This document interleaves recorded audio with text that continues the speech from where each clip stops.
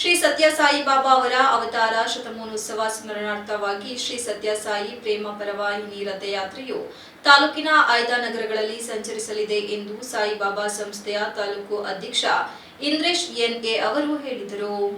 ಪತ್ರಿಕಾಗೋಷ್ಠಿಯಲ್ಲಿ ಮಾತನಾಡಿದ ಅವರು, ಬಾಬಾ ಅವರ 100ನೇ ವರ್ಷದ ಸಂಭ್ರಮಾಚರಣೆ ಅಂಗವಾಗಿ ಸುಮಾರು 50 ಹಳ್ಳಿಗಳಲ್ಲಿ ಸಂದರ್ಶನ ನೀಡಲಿದೆ. ಆಂಧ್ರಪ್ರದೇಶದ ಪುಟ್ಟಬರ್ತಿಯಿಂದ ಬಾಬಾ ಅವರ ರಥಯಾತ್ರೆ ಹೊರಟಿ ಶಿವಮೊಗ್ಗ ಜಿಲ್ಲೆಯಲ್ಲಿ ವಿವಿಧ ಕಾರ್ಯಕ್ರಮ ಮುಗಿಸಿ ನಂತರ ಚಿಕ್ಕಮಗಳೂರು ಜಿಲ್ಲೆಯಲ್ಲಿ ರಥಯಾತ್ರೆ ಬರಲಿದ್ದು, ಅಲ್ಲಿಂದ ಇದೇ 4ರಂದು ಬೆಳಗ್ಗೆ ಬೇಲೂರಿನ ಕುವೆಂಪು ನಗರದಲ್ಲಿರುವ ಶ್ರೀ ಸತ್ಯ ಸಾಯಿಬಾಬಾ ಮಂದಿರಕ್ಕೆ ಬರಲಿದೆ. ಅಂದು ಸ್ವಾಮಿಯವರಿಗೆ ನೈವೇದ್ಯ, 8 ಗಂಟೆಗೆ ನಾರಾಯಣ ಸೇವೆ, ಬೆಳಗ್ಗೆ 10 ಗಂಟೆಗೆ 21 ಮಹಿಳೆಯರಿಂದ ಕಳಸದ ಜೊತೆಗೆ ರಾಜಬೀದಿಯಲ್ಲಿ ಮೆರವಣಿಗೆ, ಸ್ವಾಮಿಯವರ ಪಾದಸ್ಪರ್ಶಕ್ಕೆ ಅವಕಾಶವನ್ನು ನೀಡಲಾಗುತ್ತದೆ.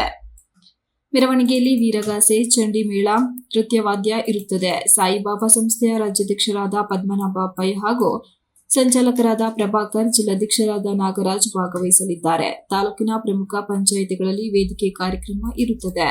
ಸುಮಾರು 1000 ಭಕ್ತಾದಿಗಳು ಸೇರಲಿದ್ದಾರೆ. ಸುಮಾರು 600 ಜನರಿಗೆ ನಾರಾಯಣ ಸೇವೆ, 100 ಜನರಿಗೆ ವಸ್ತ್ರ ವಿತರಣೆ ನಂತರ ಬಂದಂತಹ ಭಕ್ತಾದಿಗಳಿಗೆ ಭೋಜನ ವ್ಯವಸ್ಥೆ ಮಾಡಲಾಗಿದೆ.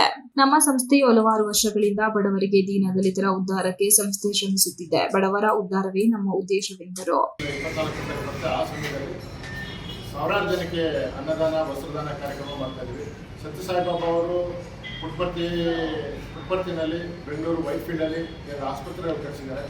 ನಮ್ಮ ಬೇಲೂರು ತಾಲೂಕಿನಿಂದ ಸಾವಿರಾರು ಜನಗಳು ಹಾಸ್ಪಿಟಲ್ಲಿ ಸೌಲಭ್ಯವನ್ನು ಪಡ್ಕೊಂಡಿದ್ದಾರೆ.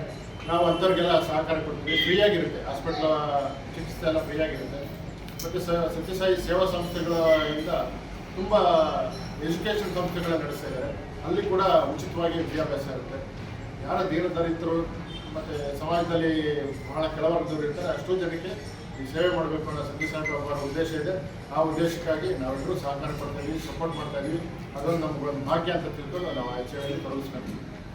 ಪತ್ರಿಕಾಗೋಷ್ಠಿಯಲ್ಲಿ ಸಾಯಿಬಾಬಾ ತಾಲೂಕು ಸಂಚಾಲಕ ರಾಜೇಗೌಡ ಹಾಜರಿದ್ದರು. Ganesh, TV 46 news Kannada, Belur. You are watching TV 46 News Kannada.